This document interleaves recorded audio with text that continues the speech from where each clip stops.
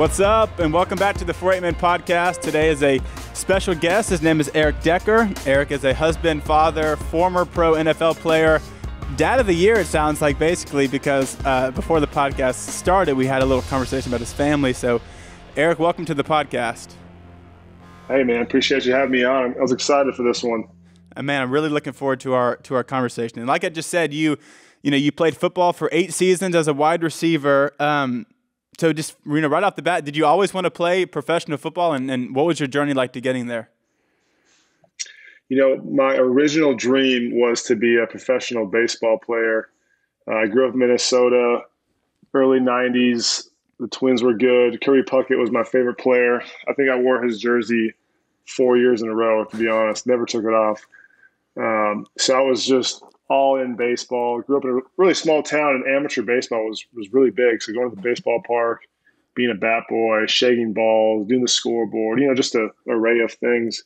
I just love the game, but just love sports. So as I got older and football was introduced, I think I really just love the team aspect more, because it's, football is such a different sport in that sense that it's an ultimate sacrifice for one common goal. And I think it just, again, like I said, really attracted me in the high school years, and just Friday Night Lights, nothing like it. But from high school, being in a small town, not going to camps, I wanted to go to this Division III school near my house. I'm a creature of habit. I don't like to venture out too much.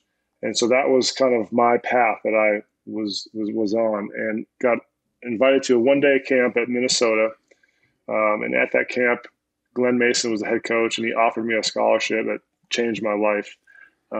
Took it, went to Minnesota, had an amazing 4 years, got to play baseball as well for a few years, and then ended up getting drafted from Denver. That's awesome. Were you the only kid on your team that played both sports? In college? Yeah. In college? Yeah. It's not funny, but what worked out was our head coach, Glenn Mason, got fired after our second bowl game due to just like the biggest comeback in bowl history. Texas Tech, we were beating them by 31 points at halftime. They came back and beat us. He got fired immediately after the game, but that gave me the opportunity to try out for the baseball team and play for a few years. Yeah. So if you would have pursued the baseball dream, do you think that you could have made it to the major leagues as well? I don't know. Baseball's tough, and I don't think I was as conditioned or defined as a player. I had some strengths, but I also had some pretty big weaknesses, especially at the plate, just off speed. And that's one of those sports where it's just repetition. It's getting, thousands of at-bats to get comfortable. And, honestly, I think the ultimate decision for me was just a lifestyle choice, because baseball, being on the road as much as they are, and how long the season is, there isn't a lot of consistency. And I was a person that loved consistency, thriving routine, and football gave me that structure more. Yeah, because baseball, it really is like, if you look at single A, double A, triple A, then if you ever make it to the major leagues, 162 games. It really is. It's a grind. Yeah, because I was talking to somebody a few weeks ago, and they're like, because football you practice, you play on Sunday, usually on Sunday. You get to practice throughout the week. Baseball, with as many games as you play, the only time you practice is really BP and fielding stuff before the game. There's really no practice. I don't know how I don't know how people have time for anything playing 162 games in that tight of a window. It's crazy. And people don't realize too, with baseball, these guys are showing up to the park probably 4, maybe 5 hours before the game, and then it's a 4-hour game, and then it's a couple hours if you're doing some kind of recovery. Or just showering and getting out of there. But that's a full day. That's a 10-hour day every day, and you maybe get one off day a week for 6 months. That's if you got a family, that's tough. It's a grind for sure. So you come from a very athletic family. Your parents, your aunts and uncles. Did growing up, did that intimidate you or did that motivate you? It was definitely motivating. I think that's all I knew, to be honest. Yeah. Sports was like the backbone of my upbringing, and in my community, actually, sports was everything as well, and I think it helped me just to be kind of infused in it, and being able to have a father who played multiple sports at the college level, my sister who was older, who was a collegiate athlete as well. And that kind of always motivated me or pushed me to be better. Than having cousins, uncles, aunts that all played at a high level. I think it was something that was nice to have because the conversations were there and the advice and the support system was built in. Yeah. So is that like, because I know that before the episode we talked about your kids are playing sports now. Are you coaching them? What sports are they playing? Are you going to want to coach them, or how does that work? Oh, I'm all in. Yeah. My daughter does gymnastics competitively, which has been a lot of fun, but a lot of travel and dedication to the sport. And then I got two younger boys. My middle is obsessed with football, obsessed with baseball, got into basketball this last year, and I've helped coach all those. And it's a lot of fun because we've been fortunate to be at a school that there's former teammates of mine or former players that we have kids the same age. And so they become best friends through school and sports. Yeah. And so we've kind of bonded on that to be able to say, like, we've retired and moved on from our profession, but we've kind of stepped back in a more fun role, to be honest, because you see the game now through your kids' eyes, and it's about having fun. It's about learning the game, and it's truly why, I think we got obsessed from the start. Yeah. So are you pretty, like, what's the word? Like lenient as a coach, or would you be more, kind of strict with things, or what would your philosophy be?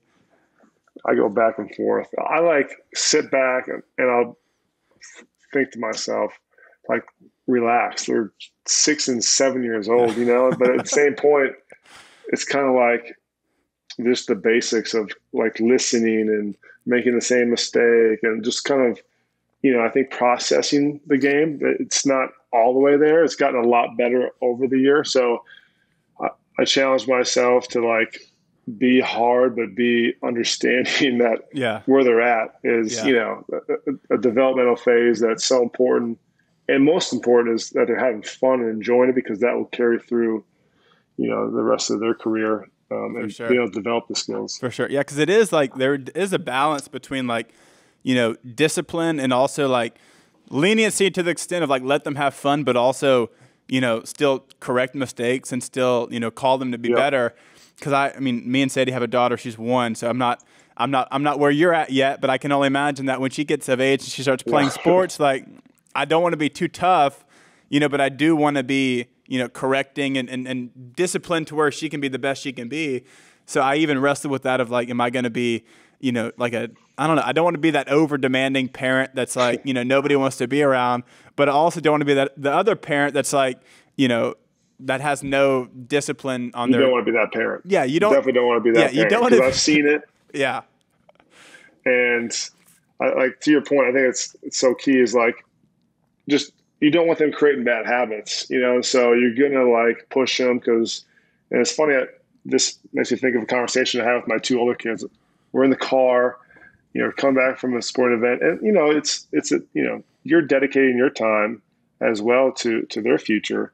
And I asked them the question, do you want to be good or do you want to be great? And they're like, what do you mean? I'm like, do you want to be really good at your sport or do you want to be great at your sport? Like, well, I want to be great.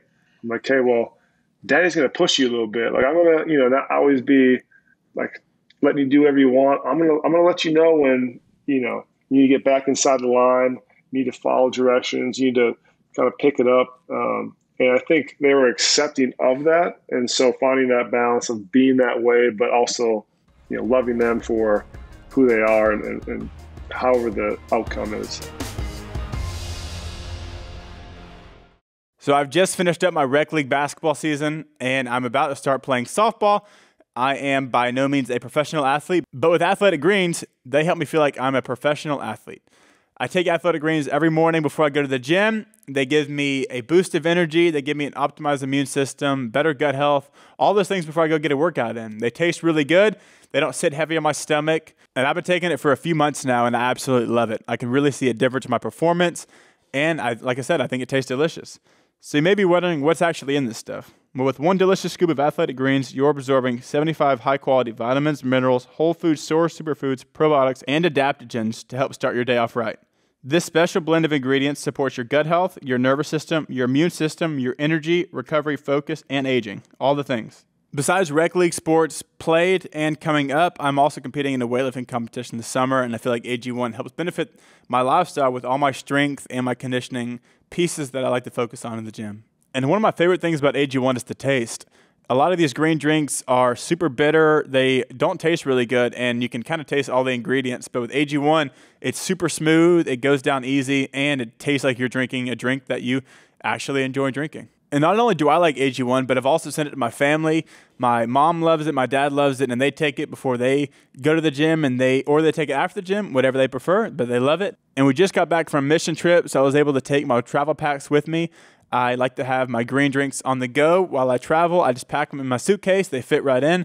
They're super small, one serving size in a bag. So whether you eat keto, paleo, vegan, dairy-free, or gluten-free, it fits in your lifestyle. It contains less than 1 gram of sugar, no GMOs, no nasty chemicals or artificial anything, while still tasting super good. But don't just take my word for it.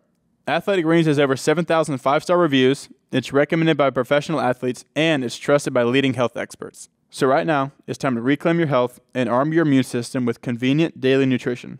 It's just 1 scoop and a cup of water every day. That's it. No need for a million different pills and supplements to look out for your health. And to make it easy, Athletic Greens is going to give you a free 1-year supply of immune-supporting vitamin D and 5 free travel packs with your first purchase. All you have to do is visit athleticgreens.com/huff.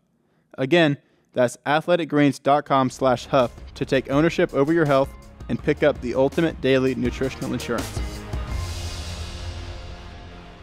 Yeah, for sure. So when you finished playing football at Minnesota, like you said, you got drafted by the Broncos, but you missed the NFL Combine and Minnesota's Pro Day. Was that like a tough time for you to not be able to compete in that? Or did you worry about where you were going to get drafted, or how did you kind of combat that time walking through that?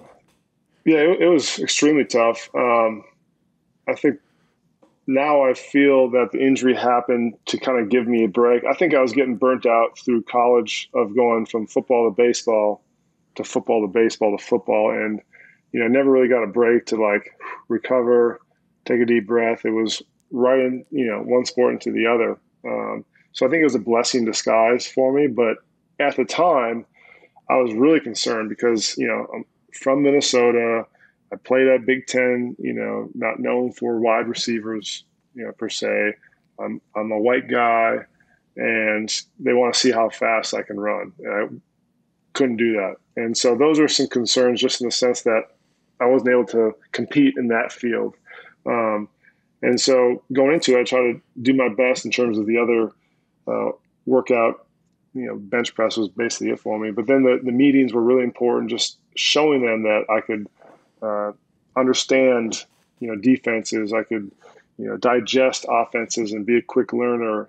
And, the words I always try to use for myself was consistent, dependable, reliable. Like being able to showcase that was key for me because I knew I couldn't show, like I said, the skill part of it. Yeah, for sure. Because I bet that's tough, especially if you're wired, just from a competitive aspect, to not be able to go out there and show what you can do. Because I feel like the combine would be the most fun thing to get to do because, like you said, you get to showcase all the skill sets that you've pretty much worked your whole life at, at this camp to really propel yourself. So, yeah, I bet that was super tough. It was a grind, though. I mean, it really is a meat market. You kind of get paraded in. You get your body fat, your weight. You do the certain drill work. You're in meetings. You're taking all these tests. I mean, it's just like full days of kind of figuring out who you are. But it was, such a special experience because there's not many that got invited to do it. Yeah, for sure. So playing, like I said, playing through 8 seasons, what are some of your favorite memories that you have from playing from the Broncos to the Jets to all these different teams that you got the privilege to play for? What are some of your favorite memories from those times? Well, the first one for me is just, I guess, getting drafted that day was really special. I was at home with probably 100 family and friends. And so to kind of share that moment was really cool and unique. The biggest one from my career, I guess there's a few, but the first one is just winning the AFC Championship in Denver at home. against the Patriots. Confetti on the field, celebrating, getting to go to a Super Bowl. That was what it was all about. And that was a really special moment. And my wife, Jess, was pregnant at the time with our first daughter. So it was a really, really special moment. And then the second one for me was when I was in New York against New England again. And we were vying for a playoff spot. This is the second to last game of the year, and scored an overtime touchdown, walk-off win. In New York, no better place to win than that city. And the stadium just exploded. And that's a memory that's, forever engraved in my subconscious. Those two probably, are my favorite. That's awesome. How many years did you play in the NFL before you had your first child? So 2 years. 2 years. And then, right after, 4 years. So after my tenure at Denver, we had our first daughter. What was that like transitioning from, not being a father to being a father, like playing a professional sport like that? Was that like a major difference? Yeah, well, even the lead up, you know how it is, right? Yeah, when for sure. Your wife's pregnant with the first baby and they're going through all these different emotions and physical feelings. And my wife has some really tough pregnancies. I mean, she's 5'1", and our kids were 9 pounds. So she put on 55 pounds with our first child. And so she's putting weight on. She's getting carpal tunnel from it. She threw up for the first 2 months. I mean, she had sickness bad. And, at that time I was kind of selfish in the sense of, in my own head, it's my contract year. I want to re-sign with Denver. I'm, banged up a little bit. And instead of being sensitive and the caring husband, it's I'm always more focused at times on myself. And, looking back, I wish it was different that way. But for sure, the transition of, no kids, no responsibilities in a sense to having a kid, I think, one, it just completely flipped the script in my head. It's I went to this unselfish space where it's this is what it's about. This is life. This is what life is. And then it's just navigating through the challenges of having the first kid. And, my wife breastfed for 8 months, and our daughter didn't sleep for the first 2 years. And, just balancing career, personal, and all things was a challenge in itself. But as long as, the foundation of love is there, you figure a way through it. Yeah. Because people always say, or I always tell people, if you want to realize how selfish you are, have children. Because it really is, whether it's sleep or vacations or energy, nothing is ever the same after it. And it really is. I was thinking about this over the weekend. I was because it was I was thinking about it from a spiritual standpoint. When I was single, if I'm super strong in my face, if I'm single, then if you want to get tested, get married and then see, how strong your faith is then. And then I was if you throw a child or children into the mix, your faith, it's such a, it's a compounding thing of, I was man, I'm so much more selfish, quick-tempered, non-patient, after having a child than I ever realized I was, because I was never in that scenario. And like you said, it really is the most selfish, you realize how selfish you are when you have a child like that. And then it's a great thing when you can realize that about yourself and you're okay, how can I course correct this, because this is going to be damaging to my child and also my wife if I keep, having this selfish mindset like that. 100%. No, it's so true. And, that's why I think having kids is the most rewarding job, but also one of the toughest jobs, because it's so tough. You make the decision to bring a child into this world, and it's you are there for them to raise them, to let them grow their wings for, the rest of their life in a sense. And you give up sleep, like you said, you give up your time, you give up maybe some of the hobbies or whatever. I think about, having conversations with buddies and say, oh, how much golf you play now you're retired? I'm I haven't played any golf. I haven't done anything in a sense for myself, because what am I doing? I'm dropping kids off at school, going and getting some work done. All of a sudden it's pick up school, gymnastics, baseball, football, here, there, so it's that is a full-time job, 100%. Yeah. If you were to play something after football, like would it be golf, or would you want to go shoot hoops or flag football or church league softball or something like that? Or like, what would you want to go do?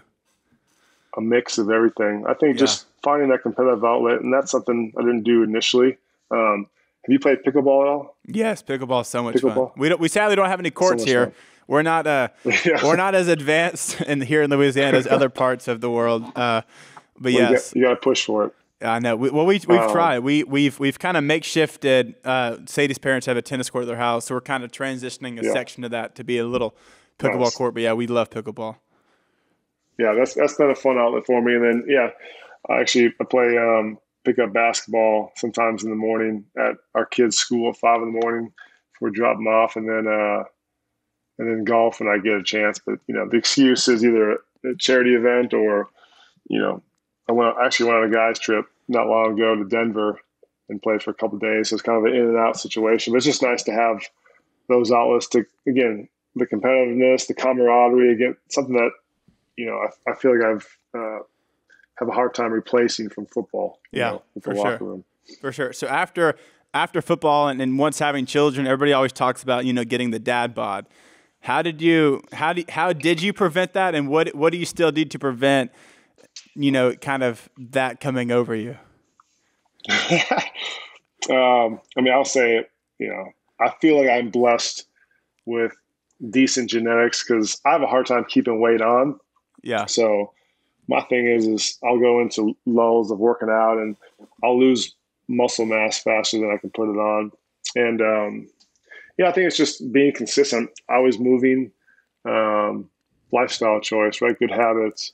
I love being active. I love eating pretty good. Like I got a garden and some chickens. And so trying to eat from kind of the land in a sense, is the model. But I also love to treat myself. I always say like 80-20 is the rule. 80, try to be clean, try to eat well, 20%, splurge. And for me, that's Krispy Kreme donuts. I'll crush about 8 of them in a sitting. Yeah. It's my weakness. But I think, just having that balance and creating good habits, good lifestyle habits that, not only carry on through football, but for the rest of your life. Yeah. How do you gauge the 80-20?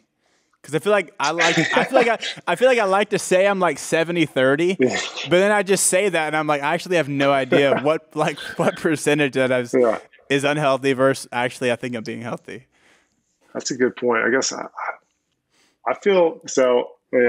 Just kind of intermittent fast in the sense I don't eat till noon. I have my coffee, I drink a bunch of water, stay busy till I get hungry about 12, 1 o'clock, and then I'll start going to town. But I guess, for me, it's like, all right, eating the proteins, the good carbs, the vegetables, fruits, and then sneaking in, the donuts or the cookies or, maybe some of the fattier foods out there. But trying to, I guess that's kind of in my head. I think I'm 80-20, but maybe I'm not because when you add in the wine or the alcohol sometimes, and that probably adds up quick. No, it's good. It's good. Well, because I always say like, if you try to, because usually I just try to eat healthy like throughout the day. Like if I eat breakfast or lunch, like I'll try to be decently healthy and kind of, not a bunch of junk food kind of thing.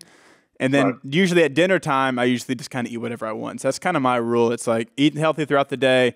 Then at nighttime, I don't really think about it. Because for me, I've been through periods where I've struggled with like, the whole like over focusing on it. And I think that to some extent it can get just, one, it's like if you want to eat 8 Krispy Kreme donuts, you can because, life is short and they're delicious and you're still in really good shape. And I feel like if you restrict yourself from doing that, then at the end, you're not as happy as you would be if you just ate the donuts and, worked out harder the next day or something like that. Great. Because I had a buddy who did the 75-day challenge. It was like, oh yeah, that is I don't think I could do that, honestly. Could never do that. But I'm like, but how is that transferable to like after the 75 days? he's like, because it's like no alcohol. I forget what it is. Like It's like maybe a no. 30 or 45-minute workout inside and outside. You have to Yeah, read like a twice a day. nonfiction book or for like Okay. something like that. All these weird Yeah, things.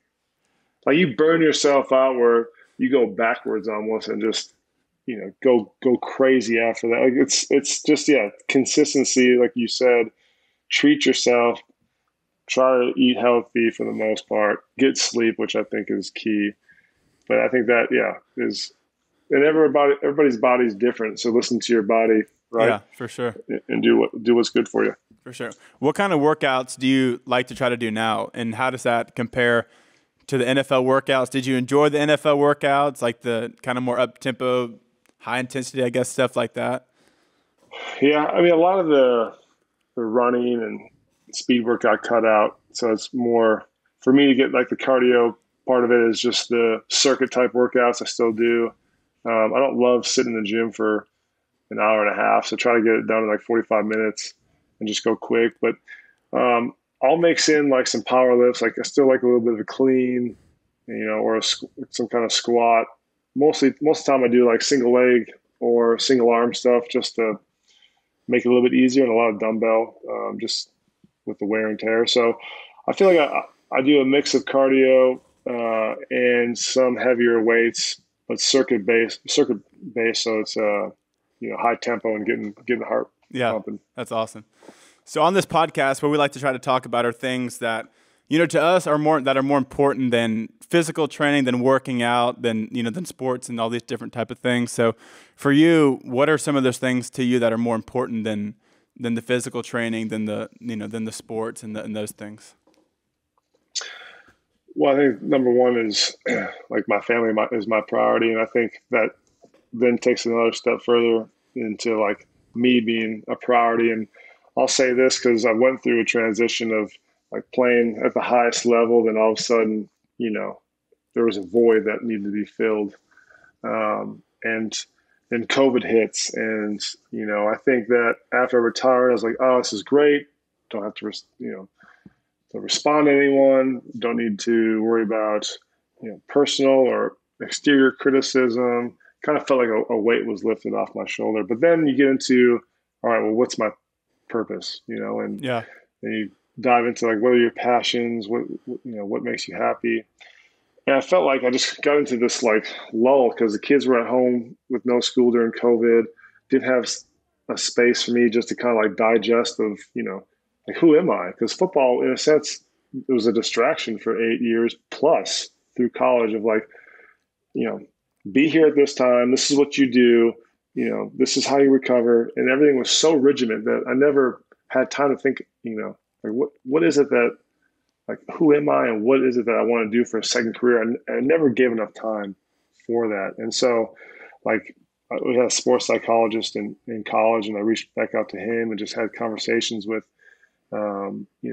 older friends and mentors. And I think, it's been self-discovery in a sense for me since I retired of like, what do I want to do in this next chapter outside of being a husband and a father, and I've stepped into a role of running my wife's fashion brand. Like that's been good things, but finding out, okay, who is Eric? What does he want to do for the next 20, 30 years?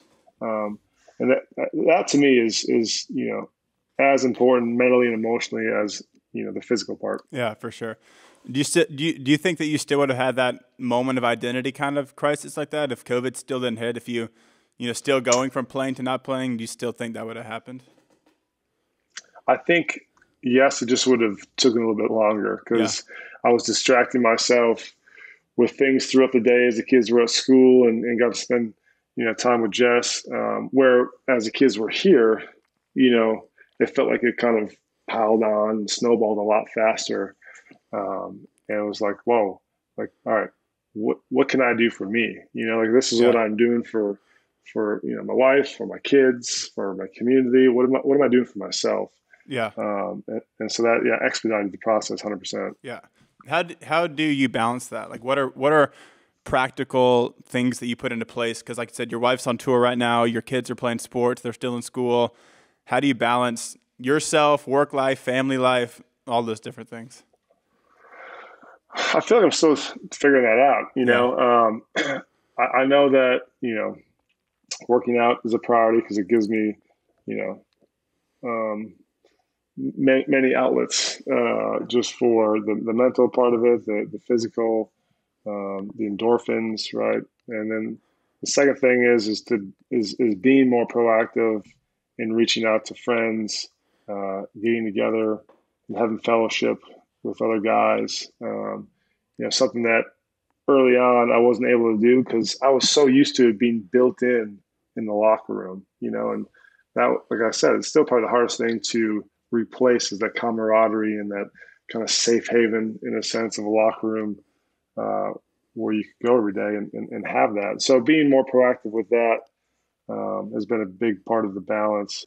And then, I think, again, just making sure that I'm eating healthy, I'm getting sleep, and I'm doing stuff that I'm passionate about, and sports, family, exploring, which is traveling and learning different things. Yeah. You talked earlier about being a creature of habit and a person of routine, and I feel like your lifestyle kind of can sometimes not let you kind of Man. Have that strength or like really let you be that. So are you still a creature of habit now? And like, what are things that you do? Is that a struggle of yours to like, because for me, I'm the same. I'm such a routine person, creature of habit. And then when me and Sadie got engaged, married, started dating, all these things, her lifestyle is so crazy. And like this week we're traveling, next week we're going on a mission trip. And it's like, I can never really keep my same routine that I like to try to have. So is that something that you ever struggle with and kind of walk through? Oh, 100%. Yeah. I mean, I definitely have gotten comfortable, I guess, in a sense, being uncomfortable.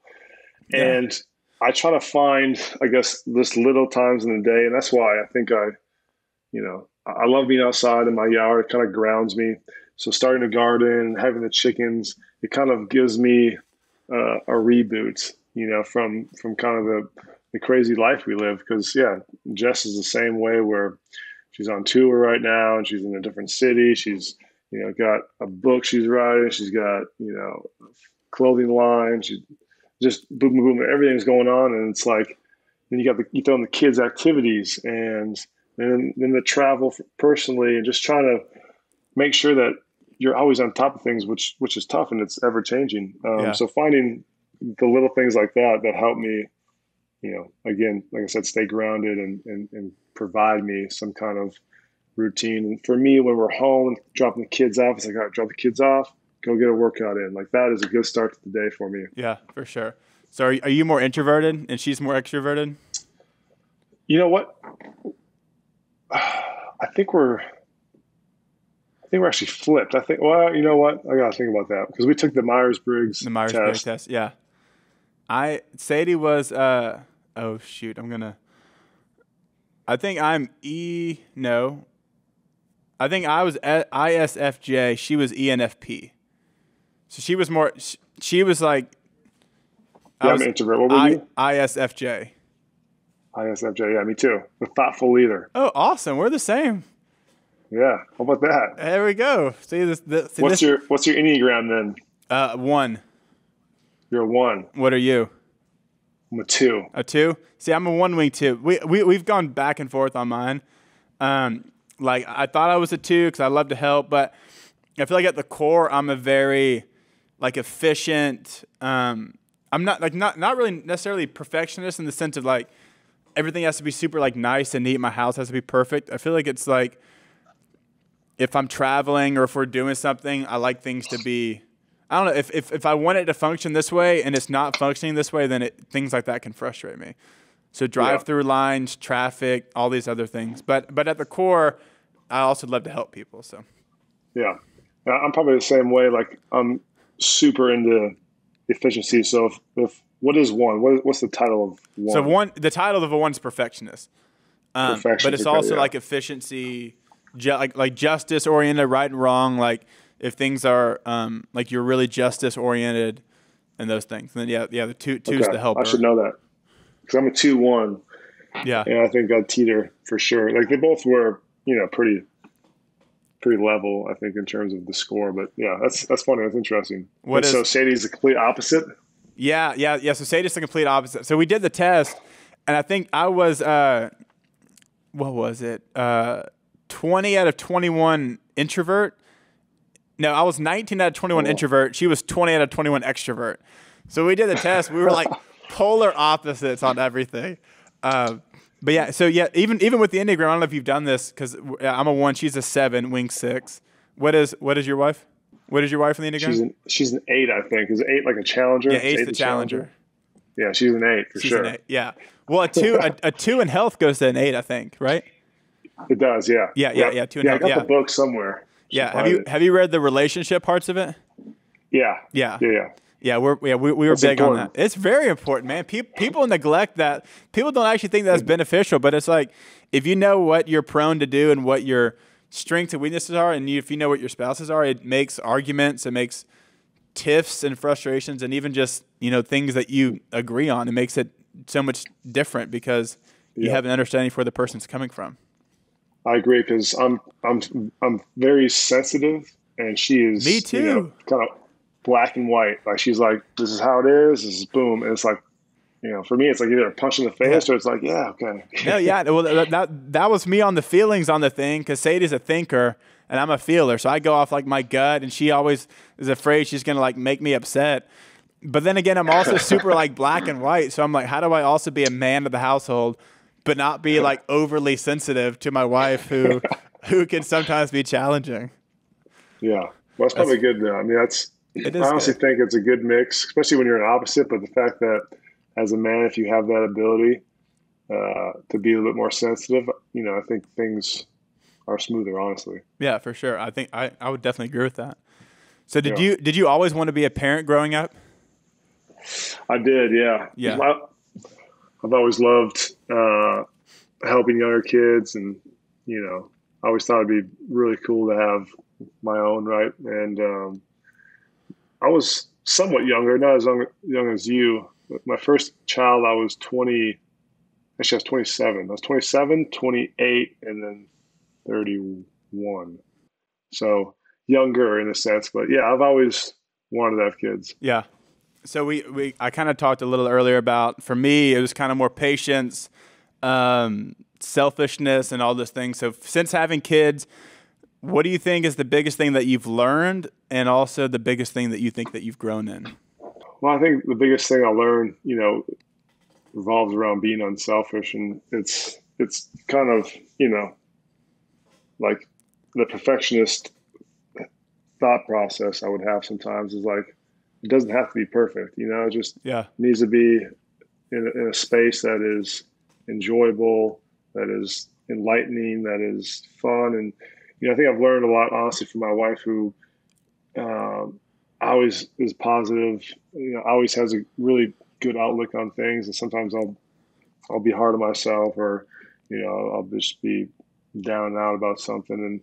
And, it's helped me be like, you know what, like, this is what life is. You have kids to do these really cool experiences, and just the unconditional love, and just kind of being all in and being completely unselfish is so rewarding, because what you get from your kids, especially at a young age, is the daddy or the I love you, all those things just melt your heart completely. Yeah. Definitely the biggest thing I learned. And then the place that I've grown the most is, I feel like I've always been a patient person, but just being able to be a lot more patient in stressful environments. At the same point, like I love the daddy, and then when it's too much daddy, and it's one that's needy, and the other one's asking these questions, and one's crying, throwing a fit, and just like you're in this stressful environment. It's like, all right, take a deep breath. Let's process one problem at a time here. Yeah. Let's get through it.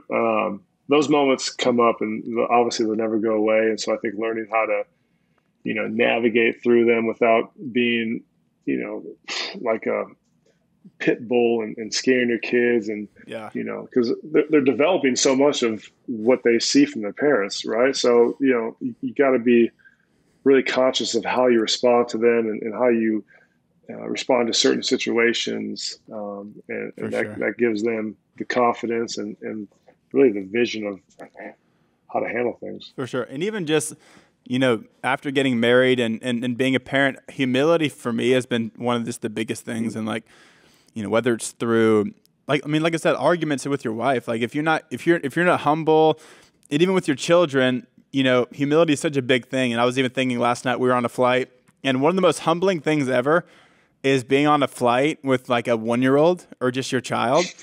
I mean, it was only an hour flight, but it was a connecting flight, but it was an hour of, she only took a 1-hour nap yesterday. She usually takes like 2-hour naps. She missed her nap times. She was kicking the seat in front of us. The person keeps turning around. She's screaming on the flight. She's not taking a bottle. And it was literally like, before every flight, I usually turn around to people around us, and I usually tell them like, "Hey, if you have headphones, like I would advise you to wear headphones during this flight, and if you don't, we'll get some from the flight attendant." Because it really is like, well, first off, they can't really necessarily control that, but like you said, in stressful situations, it's like, where's my patience? Like I can be patient when she's saying "dada," when she's being super cute and sweet, but how's my patience when she's screaming on a flight? She's kicking the seat in front of us, and the person in front of us is maybe not as understanding. And Sadie's stressful. And then yesterday, honey, she vomited something that she ate. So the whole flight, it was like she reeked, and there was no little baby clothes in the airport. So it was like I was almost tempted to put my mask back on. We just took the masks off. I almost put the mask back on so I didn't have to smell her the whole flight.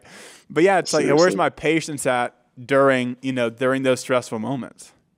Yeah, it's so true. And like every phase of their life is something, and I think, you're not going to conquer that skill, but like being able to develop it and be conscious. And like you said, have humility and like, all right, well, I'm going to fail at times, but how do I, get better? So I'm better for, my wife, for my kids, and can demonstrate, proper manners, I guess. Yeah, for sure. Well, one of the things we do on this podcast is usually at the end we ask the guest to give a physical challenge and then also a spiritual challenge for me, for you, for whoever's listening to go out and do this week to encourage people, to challenge people, to keep people engaged in kind of what we're trying to do. So, do you have 2 challenges to give us? I sure do. The first challenge in terms of just being physical, I think, I mentioned earlier, just being active. Whatever that means for you, doesn't mean having to go to the weight room and get on a treadmill for 20 minutes or lift a certain amount of weights. I think it's just keep moving. And so whether it's, instead of taking an Uber a mile somewhere, if you can walk. If you're at home, do some chores around the house instead of sitting at the TV and watching TV. Like that's the challenge is being active. I think that's one of the keys to life. Keep moving. That's how you get through it. And the spiritual challenge, I think it's more so for myself. And I think about it is to pray with my kids more at night, be more consistent. We pray, but not consistently enough. And, reading chapter from the Bible and being able to just talk about the Bible and having that part of our routine at night, I think is definitely a challenge for me and for those out there with kids. Yeah, for sure. Awesome, man. Well, those are great. Thank you so much for being on today. I loved getting to talk with you and hear, more of your heart with your family and even just your sports journey. It's been a wild ride, but that's awesome. Yeah. Well, I appreciate having me, Kristen. It was a lot of fun. Hopefully we can do it again. Chop it up in real life sometime. Let's do it again. Yeah, we'll get a workout in. Sounds good. Sweet. I need to get on your level, man. Let's go. No, I need to get on your level. I don't know. You look pretty thick. I was like sitting here trying to bulk up my chest a little bit. I've been working. I've been doing. Hey, to keep a podcast sustainable, you have to keep working out. So it pushes me to keep doing it. Everyone always says you've been working out, and I was like, well, I have a podcast about fitness, so I gotta keep doing it.